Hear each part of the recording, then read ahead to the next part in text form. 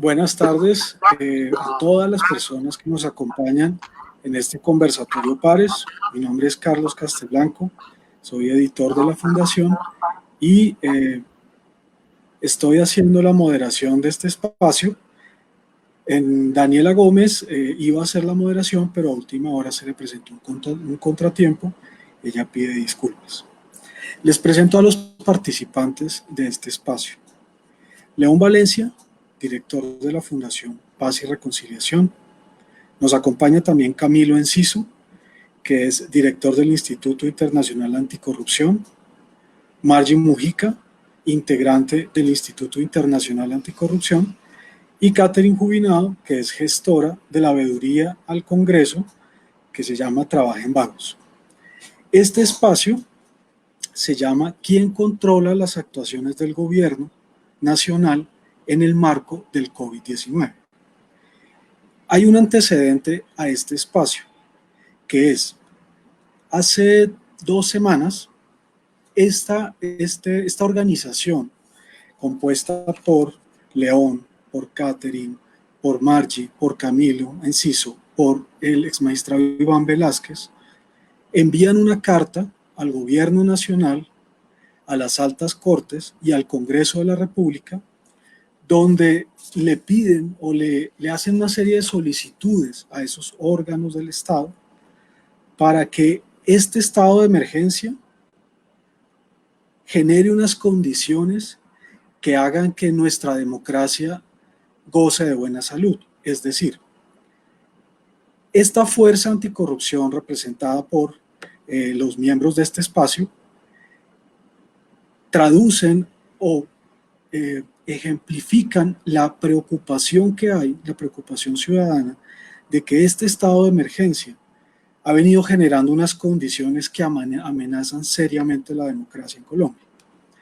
Entonces, el espacio de hoy se va a debatir acerca de 3 puntos fundamentales que la Fuerza Anticorrupción tocó en esa carta que hace unas semanas le envió al gobierno, a las altas cortes y al Congreso de la República. Esos 3 puntos que se van a debatir en este espacio son los siguientes. El primero es cómo evalúan el desempeño del Congreso de la República en esta pandemia. El retraso en el inicio de las sesiones formales, el control político, las propuestas que ha hecho el Congreso Nacional. Ese es el primer punto. El segundo punto es ¿qué análisis realizan de la transparencia en el manejo de la crisis por parte del gobierno nacional en este estado de emergencia? La financiación, la contratación, la expedición de decretos que ha realizado el gobierno nacional en cabeza del presidente Iván Duque.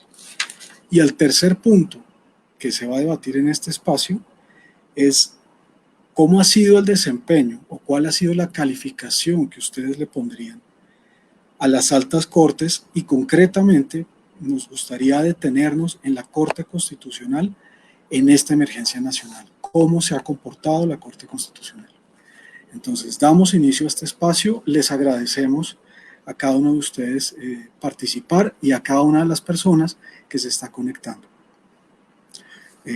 Comenzamos el primer punto con Camilo Enciso y Margie Mujica, del Instituto Internacional Anticorrupción.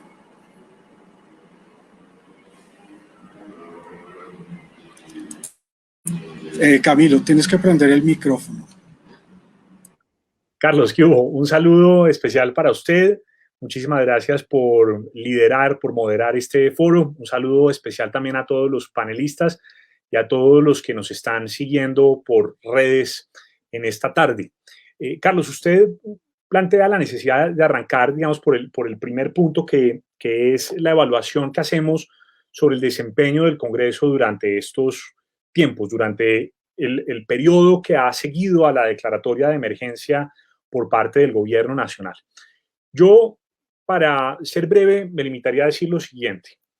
Primero, que Colombia es un Estado social de derecho que se rige por un principio de división de poderes. Se supone, según el mandato de nuestra Constitución, que las diferentes ramas del poder público tienen que vigilarse entre sí, tienen que controlarse. y el sistema de pesos y contrapesos no puede suspenderse nunca. Una cosa es que el gobierno nacional tenga unas facultades extraordinarias durante este periodo de emergencia o durante los periodos de emergencia que contempla la Constitución política, y cosa distinta es que ese sistema de pesos y contrapesos se ponga en riesgo, que quede deshecho o destrozado o amenazado. Y lo que hemos estado viendo y lo que estamos denunciando desde el Instituto Anticorrupción y desde la Fuerza de Respuesta Social Anticorrupción, Fuerza, es que desafortunadamente el Congreso de la República y algunas instancias de la rama judicial no han estado a la altura para garantizar que ese control político y el control jurisdiccional sobre las decisiones del gobierno nacional se realiza de manera oportuna, con apego a la Constitución y con la atención y la dedicación que esto requiere. Ahí es en donde está la primera gran preocupación. Y lo que vemos es que el Congreso Nacional se ha venido escudando, o la gran mayoría de parlamentarios y los tomadores de decisiones en los temas de sesiones, se han venido excusando en una serie de argumentos que diríamos que rayan en el tecnicismo o en el legalismo, sin tener en cuenta la necesidad de preservar la institucionalidad, garantizar que el Congreso haga su tarea con todas las de la ley y que efectivamente realice ese trabajo de supervisión y control político al que está llamado en el marco de la Constitución Política del 91. Y lo dejaría hasta ahí para que Margie me complemente.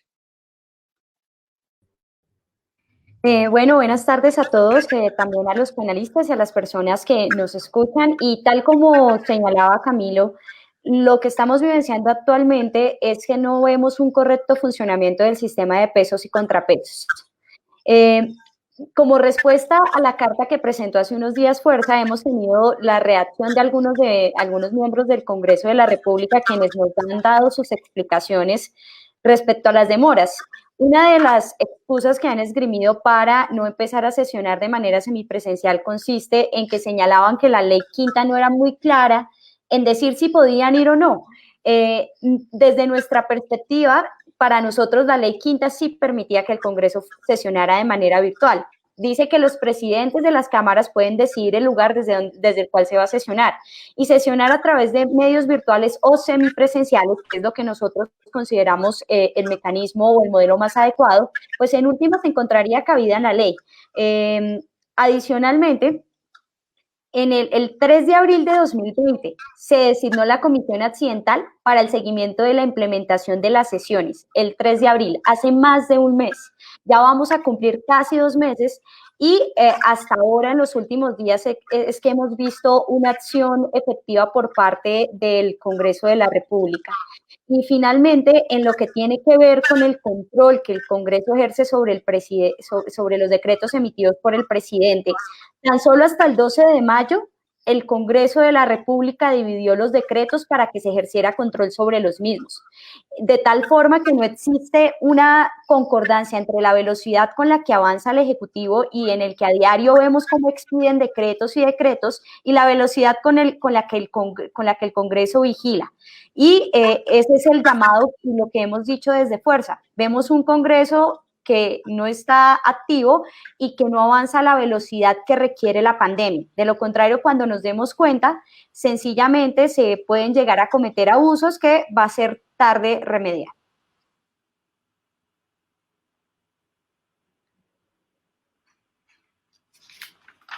Ahí yo diría, Carlos, complementando que el gobierno...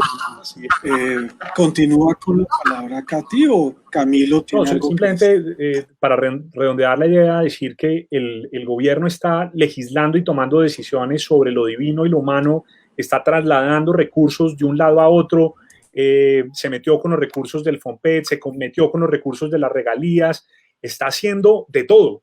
Y el Congreso de la República uno lo ve medio paralizado, andando a medias, sin tomar unas decisiones y una vocería seria en asuntos de la mayor trascendencia para la administración pública colombiana. Eso es lo que nos preocupa.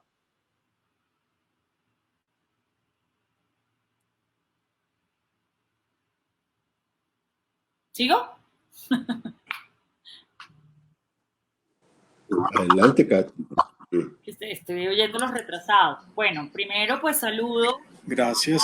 Entonces, el riesgo sobre la democracia subsiste, permanece. Catherine. Un saludo muy especial a nuestros panelistas y por supuesto a todas las personas que en este momento están conectados con nosotros. Yo creo que esta pandemia que nos cogió a todos con los calzones abajo ha evidenciado que los problemas del Congreso de la República son mucho más serios y mucho más profundos y mucho más estructurales de lo que nosotros creemos. Lo primero, muy triste, que sucedió es que todas estas demoras del Congreso para ponerse de acuerdo en cómo sesionar, ellos empezaban el 16 de marzo y apenas hasta la semana pasada, o sea, apenas hasta mediados de mayo, 2 meses después, hubo la primera sesión, digamos, en forma semipresencial. Esto le ha dejado un sinsabor al país muy peligroso y es que el Congreso no se necesita y que el país puede caminar sin el Congreso, porque pues la gente no está familiarizada con el quehacer del Congreso, no tiene, digamos, el entendimiento de que en el estado de emergencia el Congreso tiene un rol crucial revisando los decretos del gobierno. Y como se demoraron tanto en este debate, pues la sensación que le quedó a muchísima gente es, si ve, el Congreso no se necesita. Si ve, reduzcamos la mitad de ese Congreso. Si ve, ese Congreso no sirve para nada. Entonces, esto simplemente para notar que el Congreso parece no tener conciencia de que ellos mismos sepultan la reputación del legislativo, lo cual para una democracia es gravísimo. La confianza institucional en este momento en el Congreso está en su indicador más bajo de la historia, está como en menos del 5%, es realmente una cosa atroz. Lo segundo que reveló esta pandemia es el paupérrimo y vergonzoso liderazgo de los presidentes de Senado y Cámara, porque parte de toda esta demora en la discusión, en cantinflesca, además, porque entonces cuando ya avanzaban en lo virtual, que no, que ahora semipresencial, que no, que ya no semipresencial porque mejor es lo virtual, eso fue producto de la falta de liderazgo de los presidentes. Ellos nunca tuvieron iniciativa, ellos nunca, como quien dice, tomaron el toro por los cuernos desde el 16 de marzo, que ya tenían que estar resolviendo rápidamente cómo iban a sesionar, y esto provocó que surgieran muchas disputas entre congresistas, entre bancadas, entre Senado y Cámara, pero asimismo también reveló algunos liderazgos. Hay que destacar sin duda a la Comisión Primera de la Cámara, que fue la que pudo evolucionar todo el tema de la virtualidad, y también al grupo de oposición de la Cámara, que son los representantes jóvenes, que fueron los que finalmente presionaron el tema de las sesiones semipresenciales que ya arrancaron la semana pasada. Pero hay una cosa más de fondo que yo creo que es un debate que hay que dar y que está pendiente, y es si el mecanismo de selección de los presidentes de Senado y Cámara, con el criterio electoral, que es el que hoy prima, para los que nos ven, los presidentes de Senado y Cámara cambian cada año durante los 4 años y se hacen unos acuerdos entre los partidos y ellos deciden que los congresistas más votados de cada bancada, de cada partido, perdón, son los que van a tener esas presidencias. Yo creo que ese mecanismo de asignar las presidencias con este criterio electoral es fatal y se demostró en esta pandemia que no sirve. ¿Por qué? Porque tener a gamonales, porque los presidentes de los senados, del Senado y Cámara son unos gamonales políticos, unos caciques. No es que son los congresistas de opinión, no es que son los congresistas más preparados, no es que los que tienen la experticia, no, son simplemente el gamonal del partido, que son los típicos gamonales que sacan 100,000, 150,000 votos en regiones, pero que solo los conoce su mamá y nadie sabe cómo sacan esas votaciones, claramente son de clientelas. ¿Dónde quedó el liderazgo de ese tipo de gamonal en esta pandemia? Dígame usted, en ningún lugar, sepultado. Y de hecho, se especulaba que ellos lo que estaban haciendo era el juego al gobierno nacional, a quien le convenía que la discusión sobre el mecanismo de sesiones se dilatara para que pasara lo que pasó. Y es que llegamos a mitad de año, ya estamos casi que en junio, este periodo se acaba el 20 de junio, y no se hizo mucho. En términos de control político, paupérrimo. Algunos congresistas de la oposición alcanzaron a denunciar algunas cosas, que la situación carcelaria, que por ejemplo el senador Cepeda logró que el Ministerio de Defensa reorientara 100,000 millones de pesos de las armas para la salud. Hubo algunas cosas. La virtualidad sin duda fue un avance, digamos, ahí el Congreso ya está avanzando a la fuerza. en un mejor aprovechamiento de las nuevas tecnologías y de la semipresencialidad para futuro, pero en lo que nos quedamos cortísimos, que era lo más importante durante la pandemia, era la revisión de los decretos del gobierno nacional. Es absolutamente increíble, inaceptable y lamentable que se va a acabar el periodo y no hay el primer proyecto, ojo, no hay el primer proyecto de un congresista para mejorar, derogar o complementar los decretos del gobierno. Es decir, este semestre los decretos se fueron en blanco. Toda la revisión ya va a venir para la tercera legislatura, que empieza ahora el 20 de julio. Entonces, el control político, como quien dice, no se hizo. Ahora, queda en la recta final, como quien dice, que va hasta el 20 de junio, y todos sabemos que en el Congreso las discusiones más importantes, los actos legislativos y las leyes más importantes, pues se aprueban al final, cuando todos están corriendo, los aprueban a la medianoche y nadie se da cuenta. Y ahí hay unos temas importantes que hay que anotar, que son los que vienen y tienen que ver, por ejemplo, con la cadena perpetua para violadores de niños, y tiene que ver, por ejemplo, con la ley de borrón y cuenta nueva, que es esta que va a borrar la historia crediticia. Está el tema de Bogotá región, que es algo que es de lo poco que ha alcanzado a avanzar.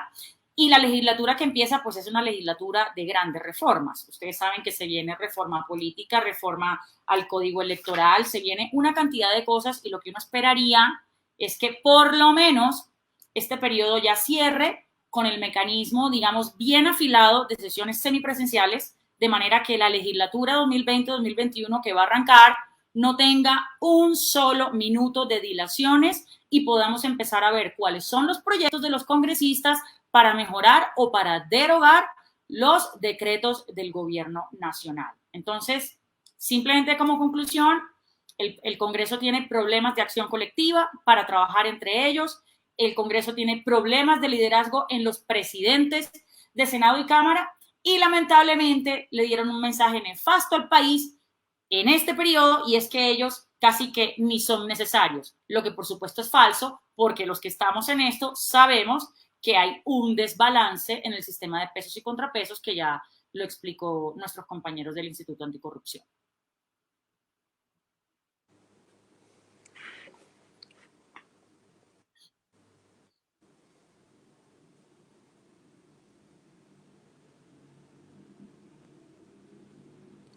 Don Carlos.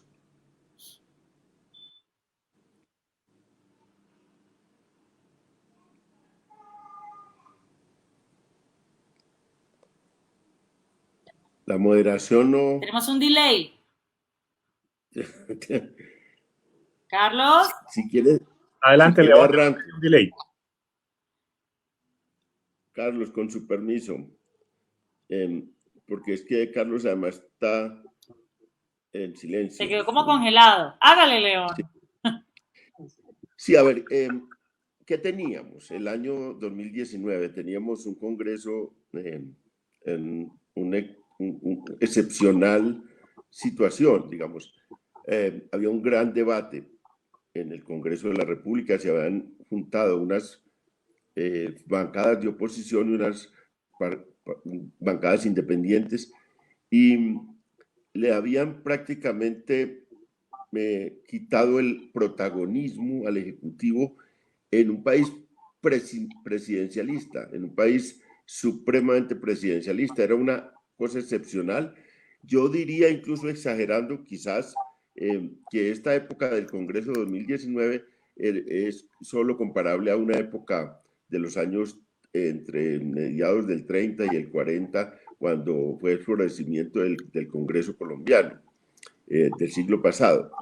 Entonces había una especie de parlamentarismo de hecho, parlamentarismo de facto, donde las iniciativas del gobierno no pasaban porque había un muro de contención de las bancadas de oposición y de las bancadas independientes, en especialmente los debates sobre la paz, sobre el cumplimiento de los acuerdos, pero también un gran debate sobre el plan de desarrollo, un gran debate sobre la reforma tributaria. Era un congreso en una actividad enorme. A mí me alegró mucho yo veía ahí una señal de reforma política del país. Los partidos estaban muy activos, el Partido Verde se estaba luciendo, el Partido Liberal incluso estaba jugando un papel muy importante, por supuesto el Polo Democrático, también la gente de Colombia Humana, y eso lo perdimos con la pandemia. Ese congreso lo perdimos. Ese es uno de los grandes robos que nos hizo la pandemia, es una de las grandes dificultades. En el estatuto se habían acomodado muy bien en el estatuto de oposición estas fuerzas, y teníamos una cosa que yo creo muy importante para el país, junto a otras cosas, que teníamos una protesta social en las calles, teníamos un control desde la sociedad a lo que estaba ocurriendo en la política. Había habido una cosa novedosísima, que era una elección de alcaldes, digamos, por voto de opinión. O sea, el panorama del ambiente político colombiano había cambiado. Y viene la pandemia y quedamos en una situación especialmente difícil. Ustedes han hecho un examen del Congreso como entidad, como institución, pero el Congreso en realidad es la reunión de los partidos políticos y de la vida colombiana. Entonces hay que empezar a analizar qué ha pasado con los partidos políticos y qué pasó con esas bancadas de oposición y con esas bancadas independientes. Porque se puede discutir, primero, pues desafortunadamente los presidentes del Congreso que pertenecen a esos partidos que estaban en una labor más de control, sobre todo el presidente del Senado, pues pierde todo el protagonismo como fuerza de control político, que lo estaba haciendo y que lo estaban haciendo en el año 19. Eso es muy lamentable. Ahora, ¿qué pasa con los partidos de la coalición de gobierno? Pues ellos se sienten comodísimos porque en ausencia, digamos, de ese Congreso actuante que teníamos, pues un señor del Partido Centro Democrático, pues el presidente de la República se toma todo el escenario político y estaba contra las cuerdas, tenía el 20% de opinión, y entonces, claro, la oportunidad era enorme, y los partidos, y ya uno lo sabe, pues además tiene una estrategia muy consciente el partido de gobierno y los partidos de la coalición de gobierno, es anular el Congreso para que el protagonismo de Duque se posicione. Y bueno, tenemos una reversión, digamos, ante la opinión pública de esa crisis del partido de gobierno y de la coalición de gobierno y del propio Duque, que era enorme. Yo he tenido la figura de que era un boxeador que estaba contra las cuerdas, que le estaban dando una paliza enorme, y que el entrenador y el manager le estaban dando cocotazos por detrás, aupándolo a que respondiera, y no podía responder. Ha salido de esa crisis el presidente, y ha salido en parte porque le han dejado el camino libre. El Congreso en su conjunto, pero sobre todo las bancadas de oposición y los independientes. Es que está la hora que esos partidos políticos, ¿por qué no han presentado un examen del informe? El informe es una vergüenza. El informe del presidente sobre las 271 medidas es una lista en Excel de los decretos y cosas que produjo. No hay un informe de contenido, y un contrainforme era una obligación, pero un contrainforme pueden presentarlo en el Congreso, sea virtual, presencial o lo que sea, pero sobre todo pueden presentárselo a la opinión pública estas bancadas. Un contrainforme donde lo que dice Katy es donde puedan presentarle cómo sería una revisión de esos decretos desde una perspectiva crítica, porque los decretos y las medidas, pues ellos están en una comodidad enorme, el presidente Duque, porque está haciendo todo lo que no le dejaron hacer en el año 19 en temas económicos y sociales. Está legislando desde su proyecto de gobierno y desde su proyecto político con una libertad enorme. Entonces, concluyo con esto.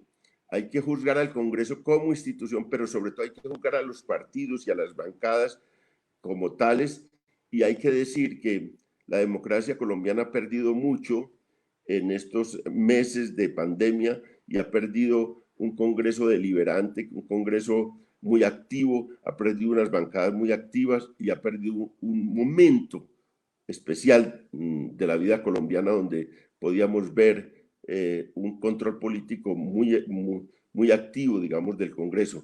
Eso es, en otras circunstancias podría no ser tan importante lo que hemos perdido, pero en estas circunstancias sí, porque íbamos para arriba en la democracia, íbamos por un debate político muy importante en el país, de manera que yo lamento mucho lo que ha pasado. Para mí es una tristeza enorme lo que perdimos, lo que había ganado la política colombiana en el año 19, en el año 2019, y estoy lamentando mucho eso, y pienso que entonces hay unos temas que lo podemos mirar enseguida el debate, pero que desde ese lado es que es muy importante estos espacios como fuerza social anticorrupción, es muy importante, digamos, formadores de opinión, influenciadores que permitan llenar ese vacío en el debate político, que permitan llenarlo con argumentos, que nosotros enviamos esa carta como fuerza, ahora estamos, y hay cosas claves al cual nos podíamos unir, la opinión, los partidos, alrededor de cosas importantes, y yo creo que habría un programa mínimo para unirse y para presentar una alternativa distinta a la que está presentando Duque y el Ejecutivo.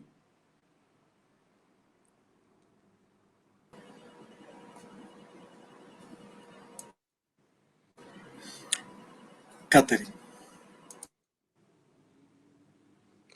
Tienes el micrófono apagado, Catherine. No, simplemente anotar que la pandemia sigue y uno esperaría que el Congreso en este primer periodo de la legislatura 2020-2021, que es el que arranca ahora el 20 de julio, no solamente presentara todos los proyectos que tienen que ver con el mejoramiento o la derogatoria de los decretos del gobierno nacional, sino que el Congreso de la República le tiene que decir al país, aquí está el Congreso y vamos a trabajar en los paquetes de medidas que no trabajamos en el primer semestre. Una cosa que también es impresentable es que los parlamentos en el mundo están trabajando a toda marcha presentando paquetes de medidas, por ejemplo, para reactivar la economía. Para reactivar la economía en 2 años hay que empezar a trabajar el paquete de medidas ya. Hay que aprovechar la coyuntura para modernizar toda la red de salud del país, para hacer cambios estructurales en el sistema. Esas son las cosas que tiene que estar proponiendo el Congreso de la República de Colombia en el segundo semestre. Que no nos vengan a salir con proyectos del carriel y que no nos vengan a salir con, me perdonan, con bobadas. Aquí hay temas extremadamente serios en términos económicos, en términos de salud. Tiene que haber medidas para la pequeña y mediana empresa, tiene que haber medidas para el bolsillo de las personas que no caen en ningún subsidio.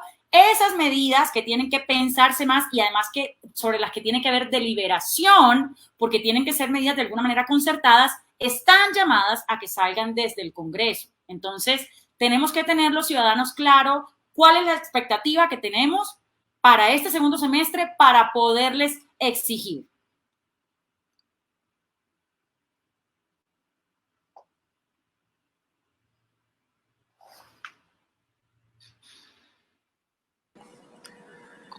Gracias.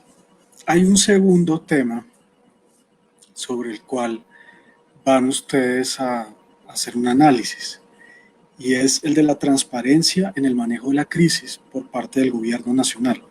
La financiación, la contratación, la expedición de decretos. ¿Cómo han visto ese desempeño en cabeza del presidente Iván Duque? Margie.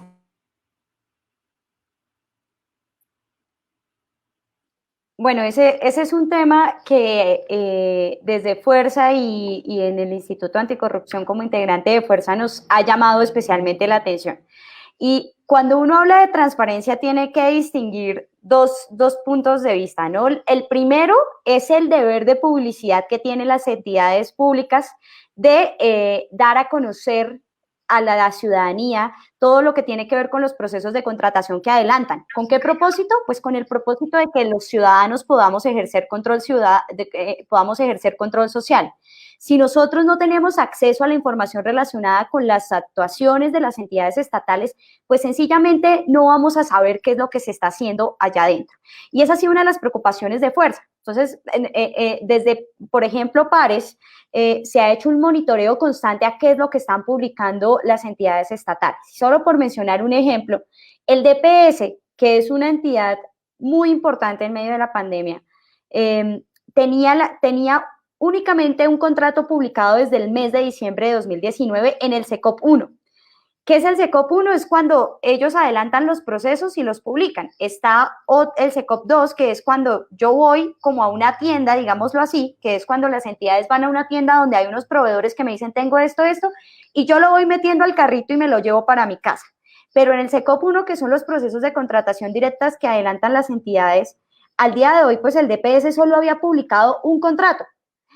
¿Qué es lo que vemos todos los días en los medios de comunicación? Lo que vemos es que las personas hacen anuncios permanentemente de que se van a comprar respiradores, de que se van a comprar implementos para atender la pandemia. La pregunta es, ¿dónde está la información relacionada con esos contratos? ¿Y dónde se detalla qué es lo que estamos comprando? Porque también no es suficiente cuando a mí me dicen que vamos a comprar 1.000 millones en gel antibacterial, pero no me están diciendo cuánto me cuesta cada gel antibacterial para que las personas podamos ir e identificar posibles banderas rojas de actos de corrupción. Eso por un lado.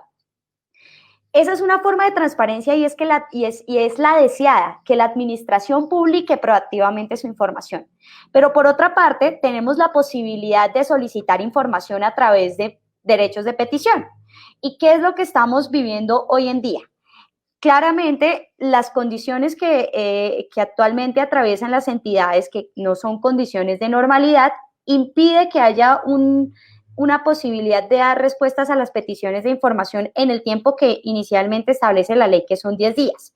En el decreto que estableció el gobierno, por medio del cual amplió los plazos, para el caso de la petición de información, ese plazo se amplió a 20 días. Es decir, que si yo quiero ejercer control social, si yo quiero participar activamente en el control público, pues voy a tener que esperar 20 días a que me respondan con la posibilidad de que me pueden mandar una notificación diciéndome, oiga, vamos a ampliar el plazo.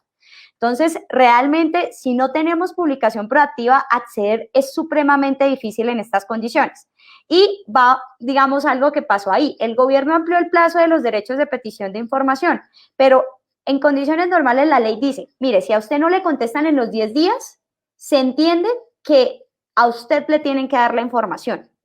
Es decir, si yo hoy pido que me den copia de un contrato, ellos no me contestaron, ellos luego no me pueden decir que no me lo dan, me lo tendrían que dar, porque se produce algo que los abogados llamamos el silencio positivo, es decir, si usted no me dijo, eso quiere decir que sí.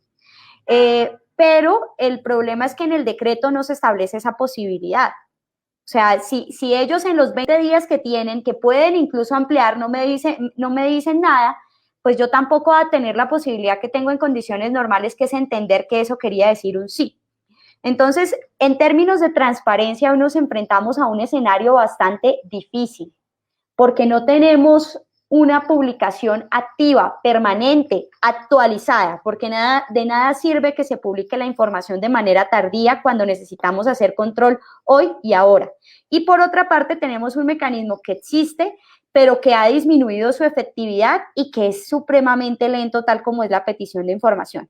Entonces, frente a ese contexto, la labor que ejercen organizaciones como las que integramos Fuerza es mucho más difícil de llevar a cabo. Y por eso es que es uno de nuestros puntos principales de preocupación, porque tenemos miedo de que el día de mañana, cuando ya tengamos acceso a esa información, se hayan saqueado las arcas públicas y se hayan llevado los dineros destinados a la salud y a la atención de las necesidades inmediatas de la pandemia y de la pospandemia. Camilo, si desea complementar. Simplemente diría que esta pintura que acaba de poner Margie sobre la mesa muestra la necesidad y la urgencia de que el gobierno se pellizque, reaccione que entienda que no es cierto que esté cumpliendo con los mandatos de transparencia, acceso a la información y rendición de cuentas. No tenemos la información, no la están publicando, no tenemos acceso a ella. Entonces es urgente que avance rápido cargando la información y mostrando su compromiso real con el mandato de acceso a la información pública.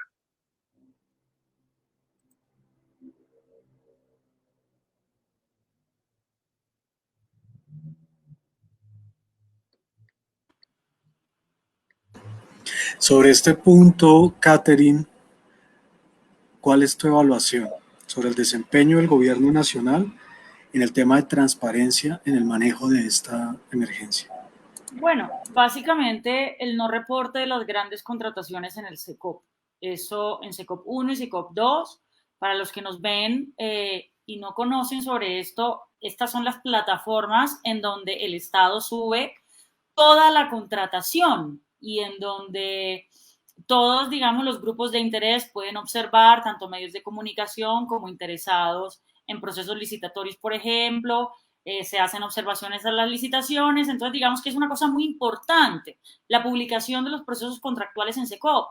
Pues en nombre del coronavirus, el gobierno no está publicando nada en SECOP, sabiendo que se están moviendo billones de pesos en este momento, que se están cogiendo además de fondos de manera extraordinaria, de fondos que pertenecen a los entes territoriales, y estamos hablando más o menos de 14 billones de pesos que está utilizando el gobierno para la emergencia y que no tenemos ni idea cómo se está utilizando. Y yo quiero hacer una anotación concreta sobre el tema de los recursos de la salud, que es algo de lo que decimos en la carta que envió Fuerza al gobierno nacional, y es donde hay un reporte de todos los dineros que se están destinando a la salud, de dónde están saliendo, cómo se están administrando.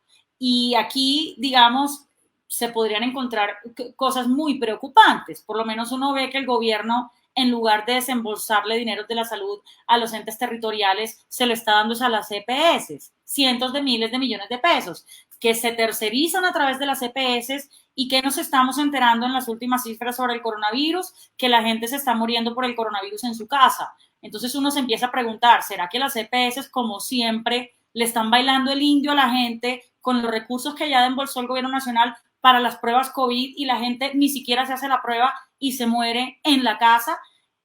Otra cosa, el gobierno no le ha destinado directamente los recursos a las redes hospitalarias en las regiones. Están las regiones todavía, muchas de ellas, muchas alcaldías, muchas gobernaciones, sin recibir un solo peso para elementos de bioseguridad, sin recibir el primer tapabocas, sin recibir la primera información de, oiga, le vamos a mandar 2 ventiladores, 3 ventiladores. Entonces yo creo que hay un oscurantismo y una opacidad casi que absoluta sobre las ejecutorias de los recursos en materia de salud, inclusive con actuaciones que para algunos son sospechosas de parte del gobierno nacional, como lo fue el incidente de la semana pasada de la intervención, digamos, súbita de la Supersalud en un hospital del Magdalena. Entonces, digamos, una intervención en la mitad de la pandemia, cuando el ente territorial ya tiene todo un plan sobre ese hospital. O sea, hay muchas cosas que se están haciendo en términos de salud que por lo menos a mí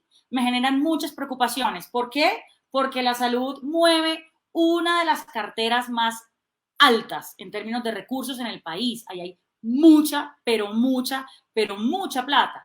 Y sin reportar de manera detallada qué son los recursos que se están invirtiendo, cómo, dónde y qué son las cosas que se están haciendo con esos recursos, pues lamentablemente hay un riesgo altísimo de que se puedan presentar irregularidades en cualquier momento y por cualquier lugar con el manejo de esos recursos. Entonces yo sí creo muy preocupante y al tiempo deseable que el gobierno empiece a manejar una línea mucho más abierta en términos de acceso a la información de cómo están manejando la plata de la salud. Hasta ahora no tenemos ninguna claridad.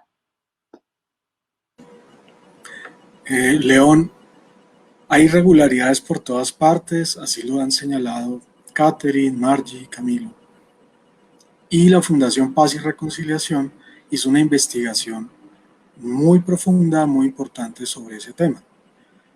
¿Cuál es su evaluación, León, sobre ese manejo de los recursos en esta pandemia por parte del gobierno nacional? Pues lo que hemos encontrado es lo que dice Katy, lo que dice Camilo, lo que dice María. Hay una completa opacidad, digamos, en la información hacia la opinión pública sobre los temas de la pandemia, sobre los temas de la emergencia económica y social decretada por el gobierno y las decisiones que se han tomado de recursos en medio de esa pandemia. Y eso pues es muy lamentable. Nosotros hoy y mañana estaremos presentando como pares y en eso vamos a compartirlo mucho con fuerza para ver esto, 313 casos en 28 entes territoriales de departamentos y en 112 entes territoriales, combinando eso lo local con lo departamental y lo nacional. Y hay casos de todo tipo, digamos, de pues contratación de amigos, hay sobrecostos en todas las medidas que se están tomando y todas las compras que están haciendo. Ahí pues se están birlando, digamos, todas las normas de contratación. Eso pues podemos ponerlo ahí y eso es directamente ligado a la pandemia y sobre eso ya pues han hecho mucha claridad. Y yo quisiera referirme como siempre aquí para echarme un atajo, y es que no solo, digamos, el Estado, digamos, el Estado como Estado se está birlando, digamos, toda la información a la opinión pública de los temas de pandemia, sino que ha encontrado un paraíso, un verdadero paraíso en medio de la pandemia para ocultar todos los escándalos laterales al lado de la pandemia. Es que lo que ocurrió con la operación Bastón y la operación y la investigación en las fuerzas militares, pues es una cosa impresionante, porque eso vino a salir porque unos sectores que se enojaron, unos sectores de inteligencia militar y de los militares que se enojaron con lo que estaba ocurriendo, y es el ocultamiento de esa investigación, de esa larga investigación de contrainteligencia, entonces la filtraron. Y ahora resulta que ese escándalo tan enorme que ya ha salido por todos los medios de comunicación, de eso no han sancionado ni separado a nadie involucrado directamente en las acciones irregulares. Y resulta que ahora, antier anunciaron que iban a separar los que habían hecho la filtración. Es una cosa, pues es una ironía ya fuera de serie, digamos que hay un escándalo. Los que la cuentan son, mejor dicho, matan al mensajero y a los que hicieron la cosa no los han tocado. Y ahora, hoy apareció que la Procuraduría va a entrar a investigar a alguna gente ya involucrada en ese escándalo. Pero eso es lo de esta semana y lo de la semana anterior y lo de hace 15 días. Pero también todos los escándalos, por ejemplo, todo lo que se está haciendo sobre Venezuela, los escándalos ligados al amparamiento de fuerzas irregulares que actúan sobre el territorio colombiano y van a incursionan sobre Venezuela, o toda la cosa del Ñeñé, lo que ha denunciado Camilo, digamos, todo lo que significaba la ligazón del Ñeñé Hernández con todo este mundo político. Los medios de comunicación incluso pues están en un poco pues centrados en la pandemia y centrados en todo esto. El gobierno tiene un paraíso, el Estado tiene un paraíso para ocultar todos los grandes problemas que arrastraba el país en materia de escándalos, y eso es una consecuencia también de la pandemia y de la manera como se está manejando esto, de manera que la agenda política anticorrupción está parada, está completamente parada en el Estado, por supuesto, y están en una situación excepcional en el plano regional, en el plano nacional, y los partidos parados. Por eso digo que la agenda de los partidos, que sería una agenda en este momento contra la corrupción. O sea, los partidos debían dedicarse a eso. debían dedicarse a examinar los decretos y los abusos de autoridad y las violaciones a la Constitución y las violaciones a la ley que vienen con todos estos decretos de emergencia, y debían dedicarse también, y esa es una tercera cosa, a promover en medio de la pandemia unos puntos claves para salir a la situación de crisis tan grande y de hambruna y de crisis económica y social. Entonces, por ejemplo, todo ese debate sobre la renta básica universal debía ser una bandera. Es sencillo para los partidos políticos que estamos hablando del control político, es sencillo, 3 puntos, renta básica universal, poner el ojo en la corrupción y poner el ojo en todos los decretos para hacer un contrainforme. Digamos que sería una agenda básica para unir a la opinión pública, unir a organizaciones de la sociedad civil, a partidos políticos, porque tal como vamos, digamos, primero se va a reencauchar todo un proyecto político que es el proyecto político uribista. Segundo, va a salir en hombros, digamos, Duque, si las cosas siguen como van, va a salir en hombros porque no hay quien le haga contrapeso a lo que está haciendo el Ejecutivo, el presidente Duque, y a lo que está ocurriendo. Es muy grave en este punto. Entonces yo sí creo que, digamos, que hay que mirar, porque nosotros hay que mirar las cosas directamente vinculadas a la pandemia.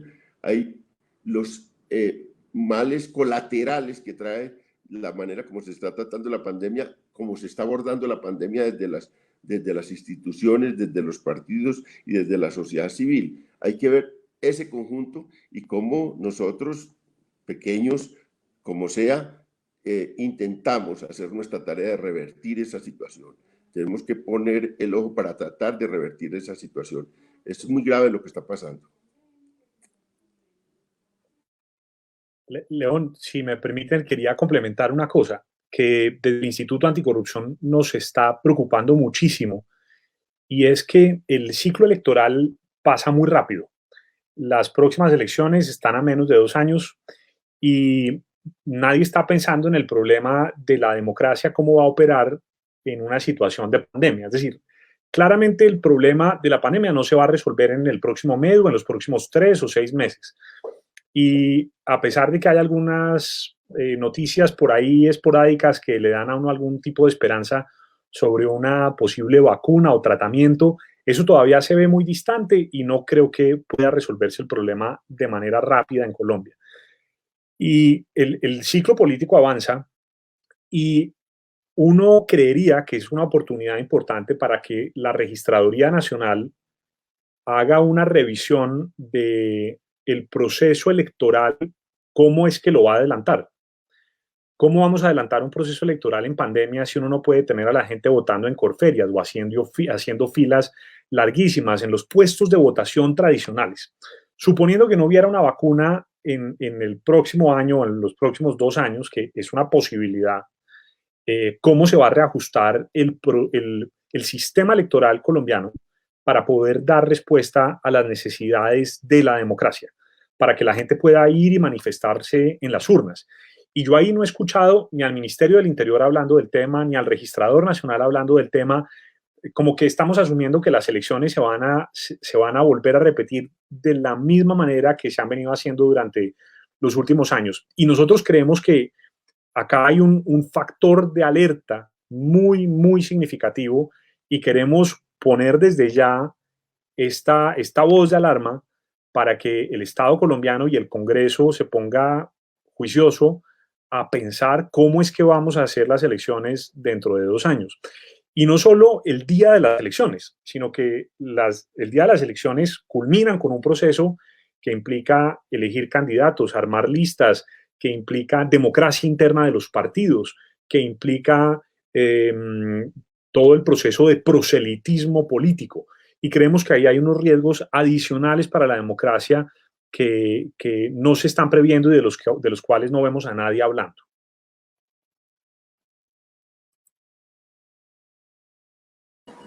Hay una pregunta en el chat.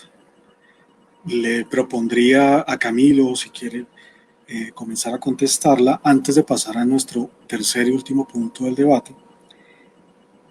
¿Cómo funciona en este caso la participación ciudadana? ¿De qué manera los ciudadanos pueden hacer una veeduría efectiva a las medidas del gobierno? Bueno, la participación ciudadana es un principio fundamental sin el cual la democracia no puede operar. Y creemos que la ciudadanía tiene que estar activa en distintos niveles. Por un lado, contribuyendo con sus puntos de vista para que el Estado haga la política pública que sea de su interés. Por otro lado, como ustedes saben, estamos cerrando el proceso de construcción de los planes de desarrollo departamentales.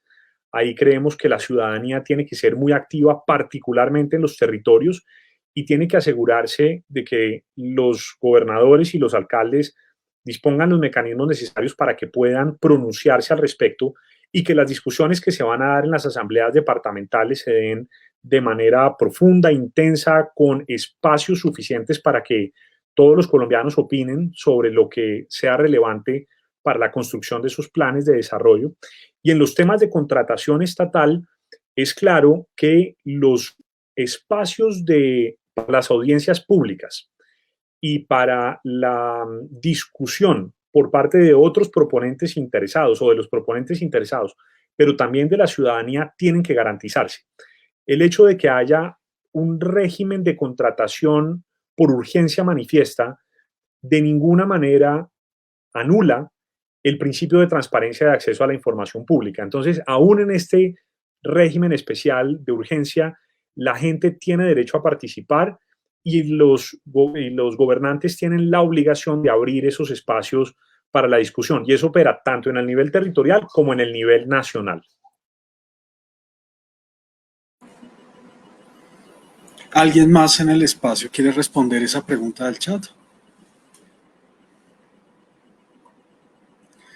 Bien, entonces vamos al tercer punto de nuestro debate, que es la evaluación o la calificación que cada uno de ustedes hace del desempeño que ha tenido las altas cortes y concretamente, o digamos concentrándose la evaluación en el desempeño que ha tenido la Corte Constitucional en esta emergencia nacional.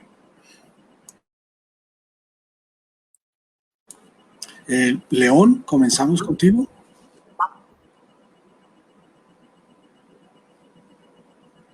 La sensación que yo tengo es que hay una timidez muy grande pues, en las Cortes y en la Corte Constitucional para meterle, digamos, el diente a todas estas cosas. Nosotros hablamos de eso como fuerza, en cierta timidez, cierta actitud, digamos, muy, digamos, retraída frente a un hecho de, digamos, como el que está ocurriendo.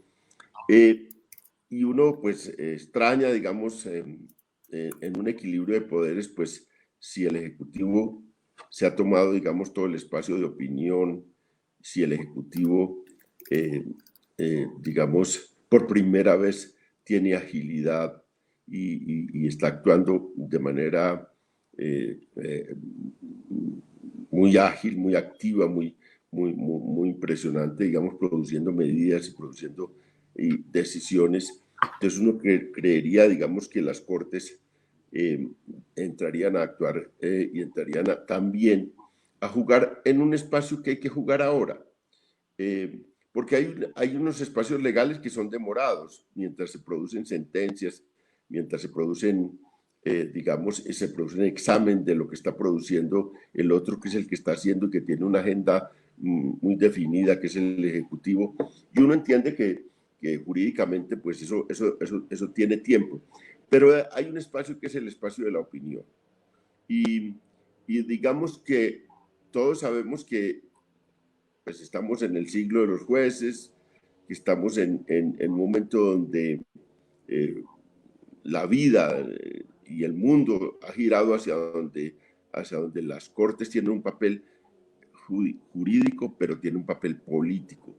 Entonces yo sí he extrañado un poco también en la opinión y en la presencia, en la opinión pública de las Cortes, especialmente la Corte Constitucional, en un momento decisivo para el país, porque hay que empezar, digamos, y no se le puede dejar el escenario solo a eso. Fíjense cómo el escenario político en qué está. El escenario político está en que en Duque y en los alcaldes y gobernadores, especialmente en Duque y la alcaldesa de Bogotá. Esos son los que han jugado en la opinión y han jugado duro en este tiempo, pero la ausencia, digamos, y en eso pues yo no soy, la experticia jurídica mía es muy limitada, pero sí siento en la opinión pública eso. Quizás ustedes pueden analizar más el tema jurídico, pero yo siento es que hay una falta en la opinión pública de la presencia de las Cortes.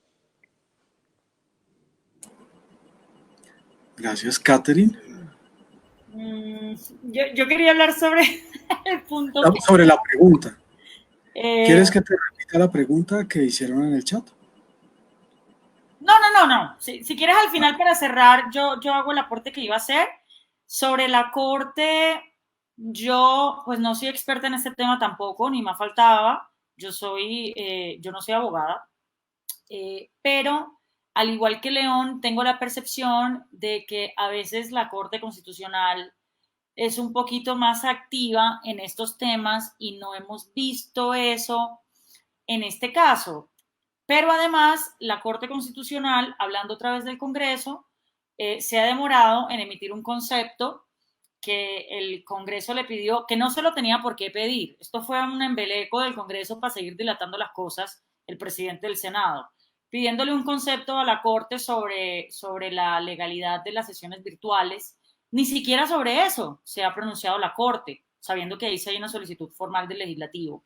Entonces, sí, yo veo a la Corte como muy tímida y realmente me da mucho temor, porque es que realmente, si la gente entendiera, si el ciudadano común entendiera la concentración de poder que hay en este momento en el país para la toma de decisiones discrecionales, en donde básicamente nos está mandando la parada el ministro de Hacienda sin ningún control, pues eso es muy, pero muy peligroso. Yo sí, de verdad, espero equivocarme al decir que en 6 meses o en un año van a estar reventando varios escándalos, o bien por micos que nos metieron en este momento, o bien por contrataciones que no pudimos ver, o bien por quién sabe qué cosas, que van a ser producto exclusivo de la poquísima capacidad que tenían en este momento tanto el control como al parecer, tanto el Congreso como al parecer también las Cortes,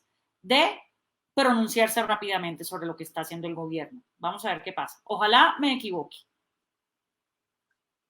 Carlos, pero ahí lo otro que habría que decir es que la Corte tiene que ser fiel a la Constitución.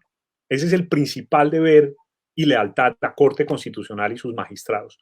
Lo que uno esperaría como ciudadano es que la Corte Constitucional, en la revisión de los decretos que se han venido expidiendo en el marco de la emergencia, tenga una revisión exhaustiva que tome decisiones tan rápido como sea posible, porque muchos de esos decretos tienen la potencialidad de afectar garantías constitucionales y adicionalmente de vulnerar la misma Constitución.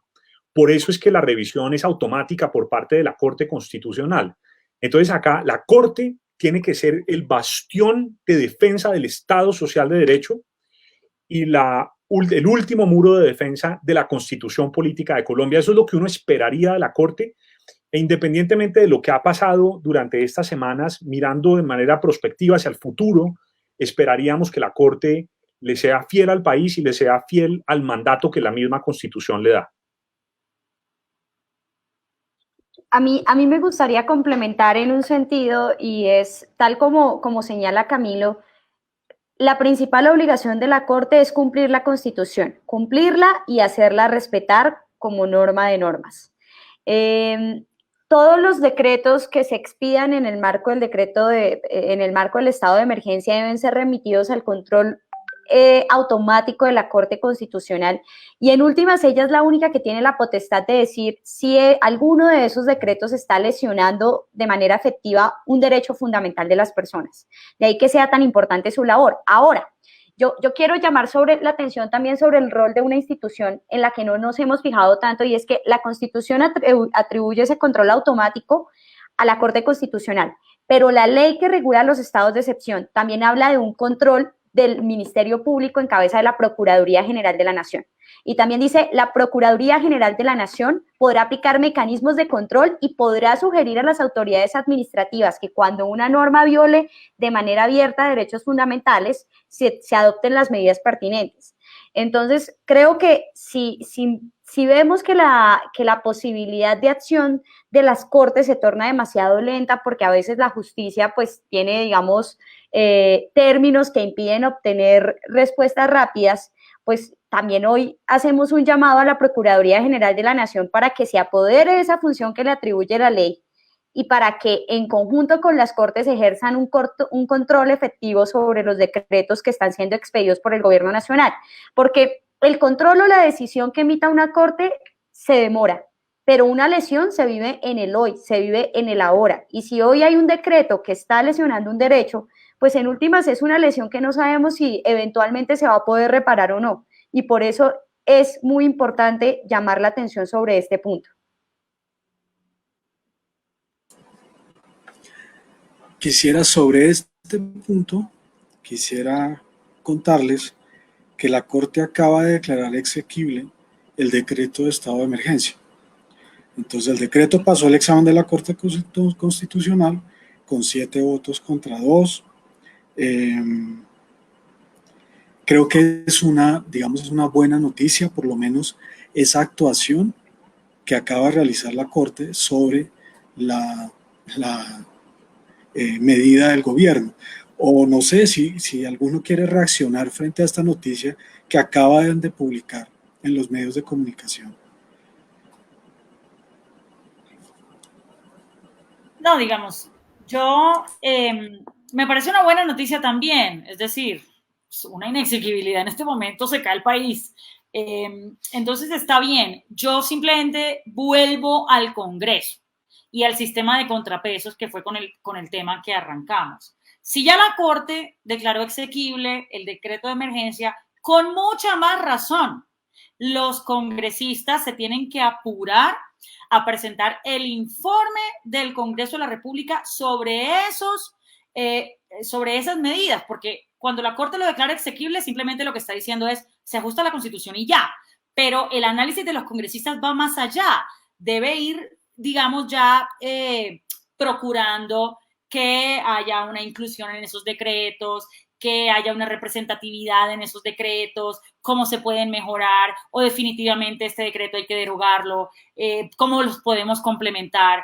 Y la otra semana, que era lo que quería anotar, parece que la subcomisión delegada en el Congreso, hay una subcomisión en Senado y Cámara para estudiar este informe que, como dijo León, es una vergüenza. O sea, el informe que le pasó el gobierno al Congreso parece una tarea de colegio. Son unas páginas escuetas con los títulos de los decretos y ya. O sea, ese informe no explica nada, no relaciona nada, no contextualiza nada, y eso para mí es una muy mala señal. O sea, que el gobierno esté presentando un informe tan escueto sobre los cientos de decretos que ya expidió es una mala señal. Entonces, con esta exequibilidad ya de la Corte, ahora sí es verdad que el Congreso tiene que la otra semana, como es la información que tengo, presentar el informe y sobre eso entonces ponerse las pilas los congresistas a radicar a partir del 20 de julio sus proyectos de mejora o de derogatoria de las medidas del gobierno y, como les dije ahorita, presentar los paquetes de medidas que ya está llamado el legislativo a producir. Gracias, Catherine. Camilo. Carlos, es que decía usted que la decisión había sido 7 votos contra 2.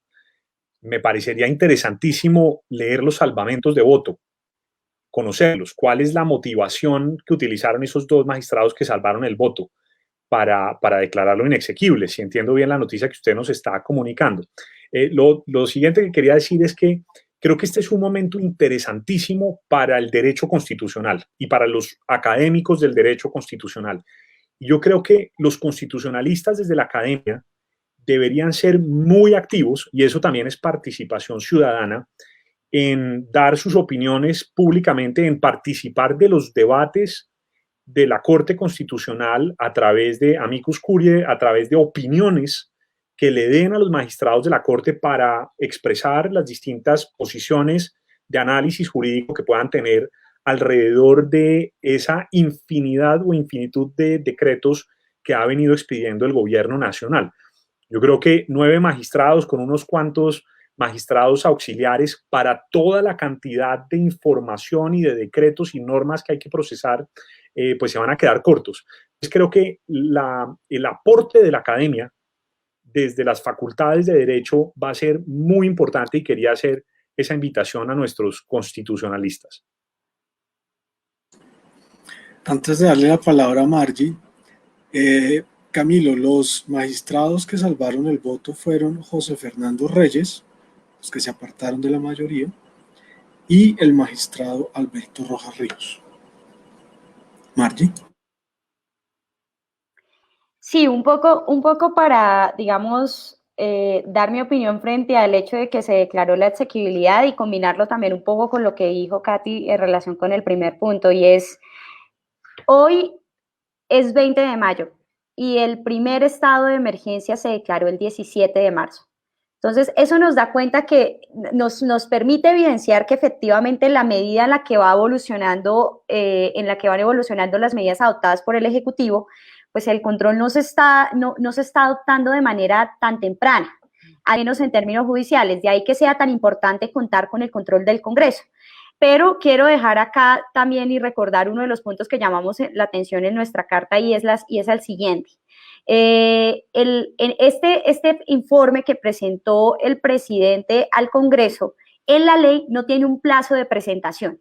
Entonces, yo sí creo que uno de los llamados que hoy yo le hago al Congreso en medidas para tener en cuenta en su labor legislativa, tal como decía Katy, nos estamos preparando para situaciones que vamos a tener que enfrentar en el mediano y en el largo plazo.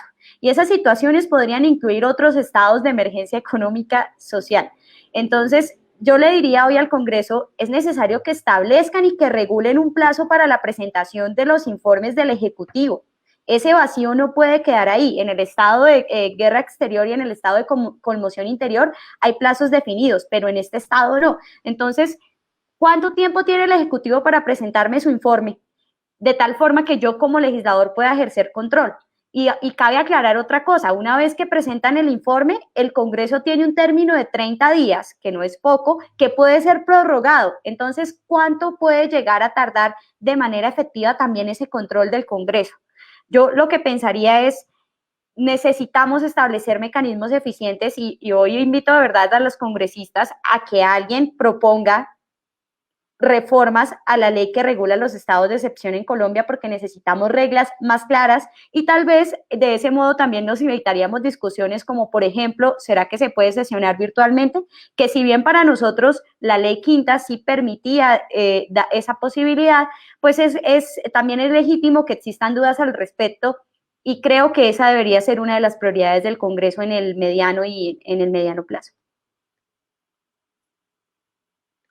Podríamos redactar el artículo, Margie, y mandárselo al Congreso, porque de aquí a que ellos lo hagan... Porque tú sabes que somos un poquito flojos. Lo haremos. Nosotros parar el borrador y como fuerza se lo mandamos al Congreso a ver si se pellizca. Total. Y de paso, en la ciudadanía. Y de paso les mandamos un nuevo mecanismo de selección para los presidentes del Senado y de la Cámara, que no sea por criterio de gamonal de región. En la ciudadanía hay una sensación de que la Procuraduría y la Contraloría están actuando, que han estado muy diligentes, vigilando en los municipios, vigilando las autoridades locales, los contratos, el tema de los mercados, el tema de las compras de los materiales para los hospitales. Esa actuación de la Procuraduría y de la Contraloría ¿es una actuación real en su juicio, en el juicio de cada uno de ustedes? O digamos que detrás de esa sensación que hay de actuación diligente, hay tal vez bastante ruido mediático. ¿Cómo lo ven? ¿Quién se echa el agua? ¿Camilo? Pues hombre, o bueno, Katy, dale. No, bueno, esa es una gran pregunta y es un gran tema que hay que abordar ineludiblemente aquí en este conversatorio.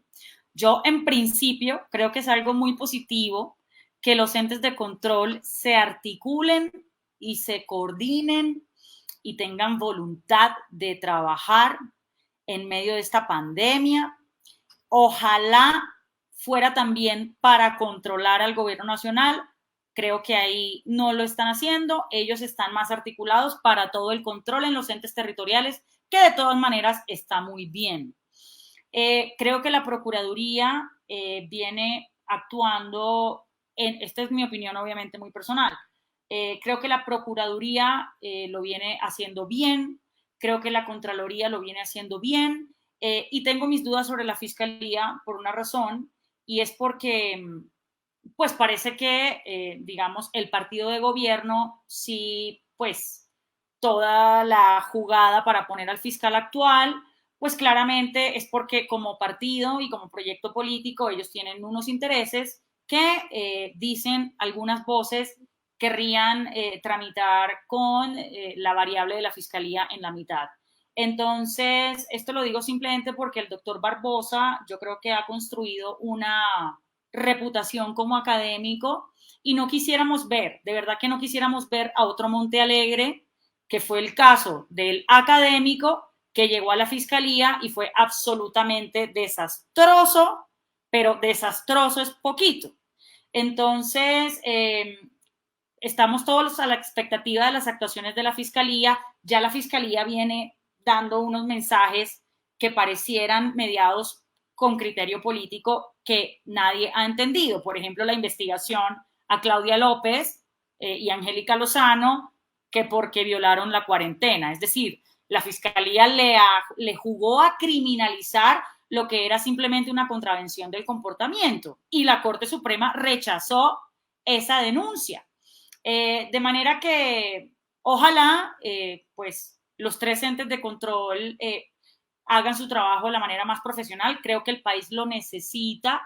Creo que se necesita mucho este tipo de control en las regiones. Al gobierno nacional también, lastimosamente, no se está dando, pero digamos que los entes de control tienen un poco la misión en este momento de inclusive extender su alcance para cubrir lo que hacen las veedurías ciudadanas. Estoy viendo algunas preguntas acá y todos me dicen qué pasa con las veedurías ciudadanas en este momento. Estamos absolutamente torpedeadas en el funcionamiento. Primero, porque muchas de estas veedurías funcionamos con fondos, ¿no? Que en este momento esos fondos están congelados porque ahorita toda la plata de fondos va con prioridad coronavirus. Adicionalmente, no podemos salir porque estamos en cuarentena. Y adicionalmente, el gobierno nacional extendió los plazos de respuestas de petición, por lo cual efectivamente las veedurías están muy golpeadas en este momento. O sea, a mí sí me preocupa mucho el tema de que en nombre del coronavirus también están minadas, casi que anuladas, las veedurías. Entonces, ojalá que los entes de control actúen de la manera más institucional, más profesional posible y en aras del bienestar del país. Margie, creo que quería decir algo. No, simplemente reafirmar el mensaje que envié hace un momento y es, también tenemos, y eso también lo hemos mencionado desde el Instituto Anticorrupción, y es que la tarea de las IAS no es fácil en esta época, porque las IAS también se enfrentan, y lo hemos dicho en otros espacios, a un contexto en el que a veces determinar si el precio del arroz está al precio del mercado puede ser fácil, pero por ejemplo el precio de un tapabocas no sabemos. Entonces también enfrentan un gran desafío y la idea no es que más de la mitad de los gobernantes de nuestro país terminen con procesos disciplinarios una vez terminemos esta pandemia.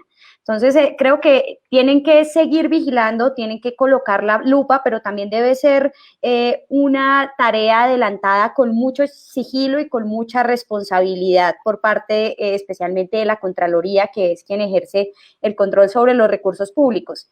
En relación con la Procuraduría, pues tal como mencionamos ahorita, el llamado que hacemos hoy es a que también queremos un control activo por parte de la Procuraduría en relación con los decretos que restrinjan derechos fundamentales de las personas. Si bien es cierto que ellos están asumiendo una posición muy activa en el inicio de investigaciones disciplinarias contra, en casos de presuntos casos de corrupción, digámoslo así, pues esta función también les asiste a ellos y creo que nos gustaría ver un rol más activo de la Procuraduría en este sentido.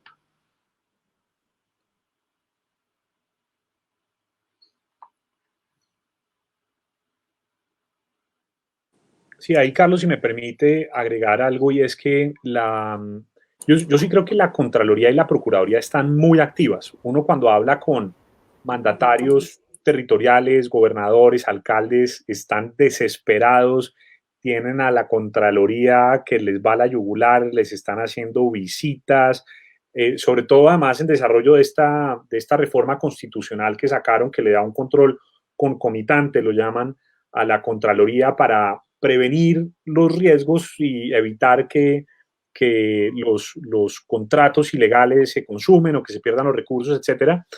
Y digamos que yo creo que está bien la actividad de la Contraloría y de la Procuraduría que uno siente, pero también creo que hay que reconocer que hay un problema estructural de fondo en la forma en que está organizado el sistema de vigilancia y control de las IAS en este país.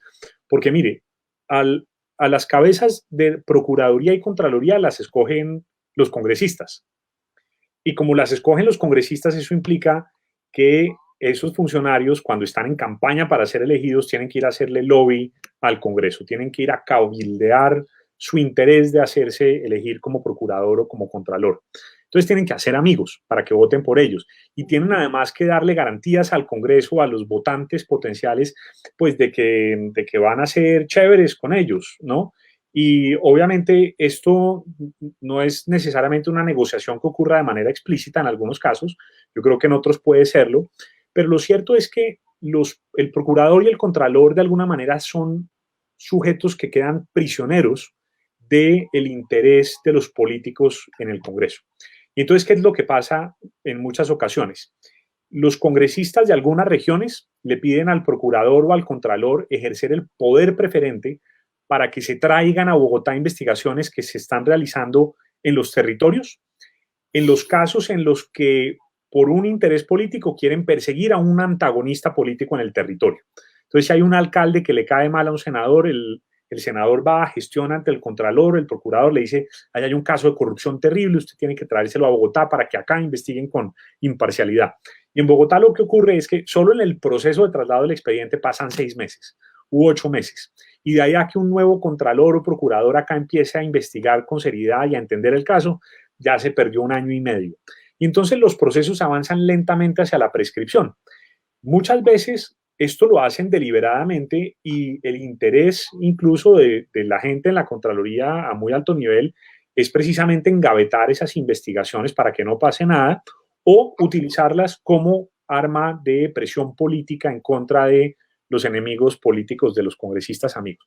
Entonces, hombre, mientras que en Colombia no se reforme el sistema de elección de Contralor y Procurador General, mientras que sigan teniendo el derecho de lanzarse a la presidencia de la República una vez terminan el mandato, vamos a seguir teniendo fulanos como Alejandro Ordóñez, que utilizan políticamente la Procuraduría, que después salen del cargo no voluntariamente, sino por decisiones del Consejo de Estado en el caso de Ordóñez, por haber utilizado su poder para facilitar su reelección, y que después salen olímpicamente a hacer campaña presidencial, como lo vimos en ese caso. Pero el caso de Ordóñez no es aislado. Esto, recuerden el caso de Néstor Humberto Martínez, mucha gente decía que estaba haciendo campaña para la presidencia. En el caso del procurador Carrillo, mucha gente dice eso. Entonces, lo cierto es que debería haber una restricción que impida que procurador, contralor o fiscal se lancen a la presidencia dentro de un término razonable que asegure que no utilizan políticamente su cargo, sino que de verdad lo hacen en beneficio del bien común y del interés público. León. León, ¿estás ahí? Sí, no, está muy interesante todo este digamos, lo que hemos logrado descifrar de todas estas reto del país, que es un reto por defender la democracia, por defender los controles, en un medio, digamos, de una pandemia que lo que se ve es que refuerza el autoritarismo, refuerza, digamos, la abolición de poderes, los contrapesos de opinión pública. En medio de eso, pues podamos digamos, ofrecer luces a la ciudadanía. Ese es el papel. Ha sido una cosa muy especial el encuentro con todas las personas y con organizaciones que son muy, digamos, incisivas en la lucha contra la corrupción, en la defensa de la democracia, como es este caso, digamos, de este panel. Y hay una labor muy importante que hacer, una labor independiente, una labor que nos cuesta, seguramente nos va a costar mucha animadversión, mucha crítica, muchos enfrentamientos. De hecho, Katy es en este momento quizás la más golpeada en las redes de este grupo, pero nos toca hacerlo, digamos, nos toca hacerlo y creo que lo debemos seguir haciendo. Y veo que empezamos, digamos, a tener audiencia en la opinión, y tenemos que tener audiencia también en el mundo político y en el mundo social para ver que podamos jugar un papel. Esto va para largo y no puede ser que de todas las consecuencias negativas contra la salud, contra la vida que tiene la pandemia, otra de las consecuencias es que arrase con la democracia de una manera impresionante. De hecho, ya pues nuestra democracia es una democracia precaria en medio de un conflicto armado largo. Nuestra democracia es una democracia precaria, con fallas institucionales enormes, pero si a eso se le agrega, digamos, que este espacio y este ambiente de la pandemia, entonces viene a agudizar todos los problemas de la democracia colombiana, pues sí es muy grave, digamos, y este papel que jugamos es muy importante, y de verdad tengo una gratitud enorme digamos, con las personas que juegan en este panel y que están ayudando, digamos, a poner el ojo en las partes más oscuras, más opacas, digamos, de la democracia colombiana.